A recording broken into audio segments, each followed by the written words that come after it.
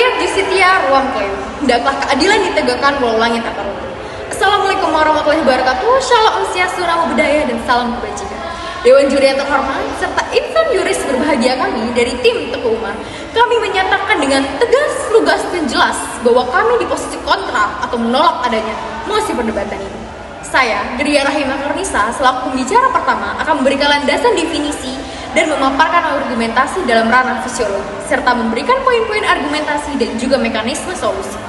Adanya rekan saya, Galih Atmaja, yang akan memaparkan ranah yuridis teoris, dan rekan ketiga saya, Lutfi Maulana Ishak, yang akan membahas sosiologis empirik dan studi komparatif, pandangan tentang sosial dan keagamaan yang mungkin timbul dari praktik tersebut. Dan untuk pertama kalinya, kami menyatakan dengan tegas dan lugas bahwa kami menolak mosi perdebatan kali ini. Karena pernikahan adalah sebuah ikatan memadu cinta, kasih. Oleh karena itu, cinta tidak bisa mengenal istilah perbedaan.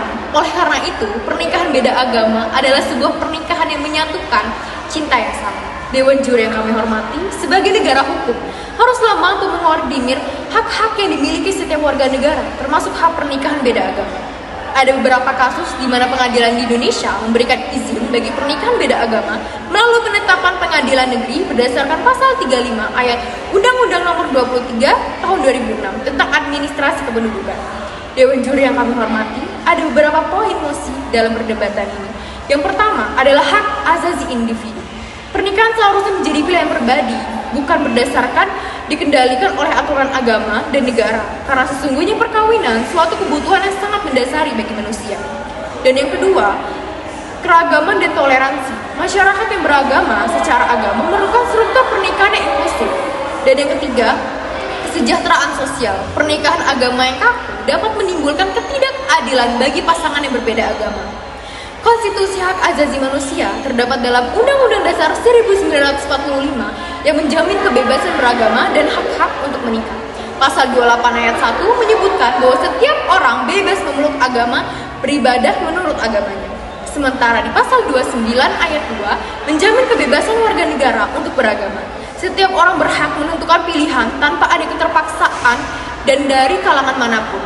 Seperti Adigium hukum berkata, De gustibus non est paristanti, perihal selera itu tidak dapat disengketakan.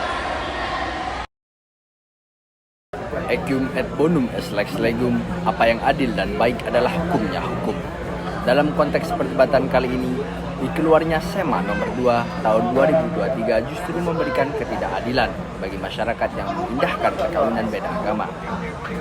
Assalamualaikum warahmatullahi wabarakatuh. Shalom, Om Swastiastu, Namo Buddhaya, salam kebajikan.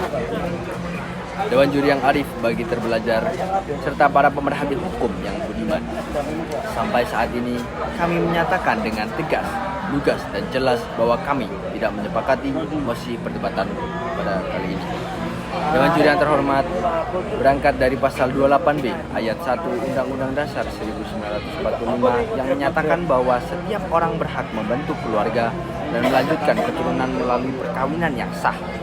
Hal ini dapat diartikan bahwa hak untuk menikah adalah hak asasi yang diberikan kepada setiap individu tanpa diskriminasi, termasuk bagi mereka yang berasal dari agama yang berbeda.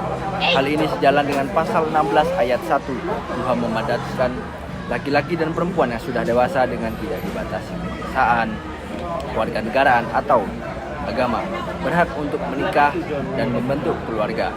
Adanya SEMA nomor 2 tahun 2023 justru mereduksi hak seseorang untuk dapat melakukan perkawinan, sehingga perlu adanya pembatalan SEMA ini untuk mencapai sebuah keadilan sebagaimana Theory of Justice oleh George Rawls, bahwa adil adalah kesetaraan atau justice as fairness. Dewan juri yang terhormat, dalam pasal 28D ayat 1 Undang-Undang Dasar tahun 1945 bahwa setiap orang berhak atas pengakuan, jaminan, perlindungan, dan kepastian hukum yang adil, serta perlakuan yang sama di hadapan hukum. Hal ini sejalan dengan pasal 23 ayat 2 Konvenan Internasional Hak-Hak Sipil dan Politik menyebutkan hak laki-laki dan perempuan dalam usia perkawinan untuk menikah dan membentuk keluarga harus diakui. Dalam hal ini, Indonesia sebagai negara plural dan multikultural, setiap individu harus diperlakukan setara tanpa memandang agama, negara, bertanggung jawab untuk memberikan jaminan kepastian hukum yang adil bagi semua warganya, termasuk bagi mereka yang memilih untuk menikah dengan pasangan yang berbeda agama. Sebagaimana pendapat Direktur Eksekutif Amnesty International Indonesia, Usman Hamid, menegaskan berbagai norma internasional seperti Deklarasi Universal Hak Asasi Manusia atau DUHAM, berbagai perjanjian internasional, hak sipil, politik, ekonomi, sosial, budaya, dan konvensi yang menghapus diskriminasi terhadap perempuan jelas memberikan hak dan kebebasan kepada laki-laki maupun perempuan untuk melakukan pernikahan, serta membentuk keluarga tanpa dibatasi oleh sekat-sekat agama, etnis, dan juga status sosial lainnya. Dewan Juri yang terhormat, dalam pasal 35A Undang-Undang Administrasi Kependudukan menyebutkan pentingnya pengakuan terhadap identitas dan status pernikahan. Dalam konteks ini, setiap individu berhak untuk memilih pasangan hidupnya, termasuk memilih pasangan dari agama yang berbeda. Kebebasan beragama adalah hak asasi yang dijamin oleh konstitusi, dan menikah dengan orang dari agama lain seharusnya dilihat sebagai ekspresi dari kebebasan tersebut. Berikut adalah dampak positif menikah berbeda agama lain. Yang pertama adalah persatuan dalam perbedaan. Menikah beda agama dapat menjadi simbol persatuan dan toleransi antar umat beragama. Dalam masyarakat yang semakin beragam, pernikahan lintas agama bisa memperkuat kerukunan dan mengurangi perjudian. Pasal 35A mengakui pentingnya integrasi sosial dan pernikahan yang menggabungkan dua latar belakang agama dapat menjadi langkah positif untuk menciptakan masyarakat yang lebih harmonis. Yang kedua adalah peningkatan kualitas kehidupan keluarga. Menikah beda agama dapat membuka peluang untuk saling memahami dan menghargai perbedaan. Dalam banyak kasus, pasangan yang berbeda agama dapat saling mendukung dalam pengembangan secara spiritual dan juga secara emosional. Hal ini sejalan dengan tujuan Undang-Undang Administrasi Kependudukan untuk menciptakan kehidupan keluarga yang berkualitas dan juga sejahtera. Ketiga, kepentingan anak. Pasal 35A menekankan pentingnya status anak. Dalam keluarga yang menikah beda agama, anak-anak dapat diajarkan nilai-nilai dari kedua agama, memberikan mereka perspektif yang lebih luas dan mendalam tentang kehidupan. Ini dapat menghasilkan generasi yang lebih toleran dan terbuka terhadap segala perbedaan. Selanjutnya adalah aspek legal dan administratif. Mengacu pada undang-undang ini, pernikahan yang sah secara hukum harus diakui dalam administrasi kependudukan. Menikah beda agama selama mengikuti proses hukum yang benar berhak mendapatkan pengakuan legal yang sama dengan pernikahan dalam status agama. Ini mendukung prinsip kesetaraan di depan hukum. Melanjutkan argumentasi dari pembicara 2, pernikahan sudah bukan lagi menjadi sebuah rahasia umum bagi seluruh umat manusia, karena pada dasarnya itu merupakan sebuah kebutuhan bagi semuanya. Dewan Juri yang kami hormati, kami tim Tubuh Umar dalam kesempatan ini, mosi yang kami bawa adalah menolak adanya pelarangan pernikahan beda agama yang tertuang di dalam isi SEMA nomor 2 tahun 2023, yaitu adalah melarang hakim untuk mengabulkan permohonan pernikahan beda agama. Pelanggaran tersebut merujuk pada pasal 2 ayat 1 dan pasal 8 huruf F Undang-Undang nomor 1 1974 tentang perkawinan. Tetapi beberapa urgensi penolakan dari kami. Yang pertama, larangan perkawinan ini sangatlah bertentangan dengan hak asasi manusia, karena adanya pernikahan ini dihasilkan dari cinta, dan semua orang pasti mempunyai rasa itu. Cinta adalah bagian dari hak-hak asasi manusia yang tentunya bersifat kodrati, universal, tidak bisa diganggu-gugat, dan bukan buatan negara ataupun lainnya, melainkan anugerah daripada Tuhan Yang Maha Esa. Yang kedua, perkawinan seharusnya merupakan suatu kebutuhan yang sangat mendasar bagi manusia. Abraham Maslow, pakar psikologi dari Amerika Serikat, mendefinisikan perkawinan sebagai kebutuhan dasar akan cinta dan kasih sayang, serta masuk ke dalam kebutuhan fisiologis, yaitu kebutuhan seksual. Oleh karena itu, faktor agama seharusnya tidak menjadi penghalang bagi setiap individu untuk hidup dalam ikatan perkawinan dan membangun keluarga. Sebagaimana tertuang di dalam Undang-Undang tahun 1945 pasal 28 huruf A yang berbunyi, setiap orang berhak membentuk keluarga dan melanjutkan keturunan melalui perkawinan yang sah.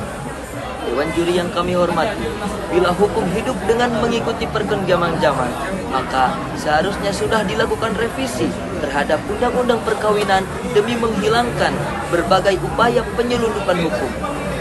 Mereka yang melakukan penyelundupan hukum pasti memiliki tujuan yang serupa, yaitu menjalin kehidupan berkeluarga yang bahagia dengan melangsungkan perkawinan, namun tetap bisa mempertahankan agamanya masing-masing. Realitasnya, terhadap masyarakat yang melakukan perkawinan beda agama, Indonesia Conference of Religions Peace ICRP mencatat sejak 2005 hingga Maret 2022 sudah ada 1.425 pasangan beda agama yang melangsungkan perkawinan di luar Indonesia. Jumlah tersebut terhitung cukup banyak dan fenomena seperti gunung es karena pencatatan dalam administrasi kependudukan tidak ada data tentang perkawinan beda agama yang bisa dicatatkan. Seperti kata Profesor Jimli Siddiqui, mantan Ketua Mahkamah Konstitusi berpendapat bahwa negara seharusnya tidak boleh menghalangi pernikahan beda agama karena itu merupakan hak asasi individu. Menurutnya, pernikahan adalah urusan privatnya seharusnya tidak diinterpretasi oleh negara asalkan kedua belah pihak sepakat. Dari argumentasi yang telah kami sampaikan, sekali lagi kami sangat-sangat setuju dengan mosi yang kami sampaikan pada hari ini tentang pernikahan beda agama karena setiap individu memiliki hak bebas memilih. Di Gusti Busana Paristantun, perihal selera itu tidak dapat disengketakan. Para ahli hukum sering menekankan bahwa keadilan adalah konsep yang dinamis dan kompleks.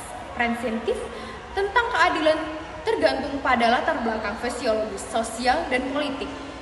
Pihak yang mendukung pernikahan beda agama percaya bahwa setiap orang yang punya hak untuk memilih pasangan hidupnya, termasuk dari agama yang berbeda, sebagai bagian dari kebebasan pribadi dan hak asasi manusia. Mereka melihat pernikahan beda agama sebagai bentuk toleransi yang menghargai terhadap perbedaan, yang bisa membuat masyarakat lebih damai dan terbuka. Bagi mereka, cinta dan komitmen tidak seharusnya dibatasi oleh agama, dan setiap orang berhak menikah tanpa diskriminasi. Melarang pernikahan antar agama dianggap melanggar hak dasar manusia dan kebebasan individu. Sekian penyampaian argumentasi kami dari tim kontra. Selebihnya saya mohon maaf jika ada kekurangan, kami mohon ampun. Wassalamualaikum warahmatullahi wabarakatuh.